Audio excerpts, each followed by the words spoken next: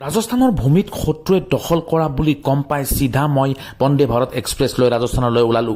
যাওঁতে দিল্লী হৈ গলো আৰু দিল্লীৰ কুতুব মিনাৰত দেখা পালো কোনোবা অসভ্যই তলত জুই লগাই দিছে, ওপৰ ফালেদি ধোঁৱা ওলাই আছে।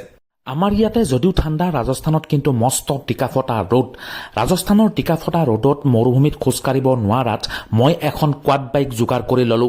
কোৱাড বাইকখন থৈ মই আগবাঢ়ি যাওঁতে দেখা পালো শত্ৰু সঁচাই দখল কৰিছে। চাৰিওফালে শত্ৰুৰ টেংক পিট পিটাই ঘূৰি আছে। যুদ্ধৰ বাবে সাজু কৰি থৈছে উট আৰু ঘোঁৰা। আমি ৰুই থোৱা বগৰী গছত সিহঁতে বগৰী খাইছে, আমি খুন্দা পুখুৰীত মাছ ধৰি খাইছে, আনকি আমাৰ ভূমিত ঘৰো বনাই আছে। চাৰিওফালৰ পৰিৱেশ পৰিস্থিতি মই লক্ষ্য কৰিলো আৰু মোৰ হঠাৎ চকু পৰিল যুদ্ধৰ বাবে সাজু কৰি থোৱা টেংকৰ চকাৰ চিন। তাৰপিছত মই নিশ্চিত হলো যে শত্ৰুৱে আমাক সোনকালে আক্ৰমণ কৰিব। শত্ৰুৰ কেইটামান এজেণ্টে মোক দেখা পোৱাত মই চিধা ভাৰত মাতা কি জয় বুলি কৈ দিল্লী হৈ ঘৰলৈ পলালো।